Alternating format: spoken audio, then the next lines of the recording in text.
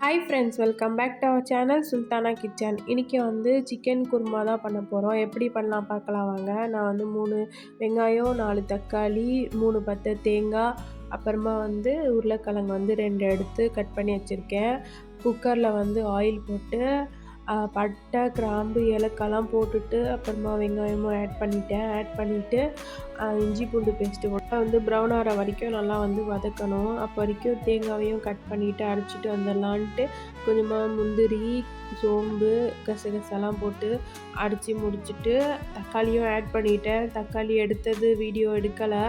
தக்காளியும் ஆட் பண்ணிவிட்டு நல்லா வந்து வதக்கிட்ட பிறகு மஞ்சத்தூள், கரம் மசாலா, சிக்கன் குழம்பு மசாலா ஆட் பண்ணிவிட்டு நல்லா வந்து மிக்ஸ் பண்ணி விட்டுட்டேன்.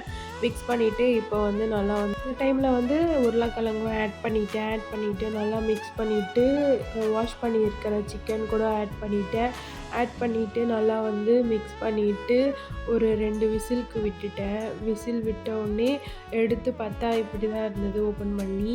இதோட கையோட வந்து அரைச்ச தேங்காவையும் ஆட் பண்ணிவிட்டேன். நல்லா வந்து மிக்ஸ் பண்ணி விட்டுக்கிட்டா நல்லா வந்து கொதிக்கணும். ஏன்னா வந்து தேங்காய் வந்து பச்சையாக போட்டிருக்கோம், ஸ்மெல் அடிக்கும். அதனால் நல்லா கொதிக்க விடலான்ட்டு கொஞ்சமாக ஆயிலு, கொத்தமல்லியும் ஆட் பண்ணிவிட்டு நல்லா கொதித்து முடிச்சுட்டு ஒரு மினிட்ஸ் வரைக்கும் நல்லா கொதிக்கட்டும்ன்ட்டு கொதிக்க விட்டுட்டேன்.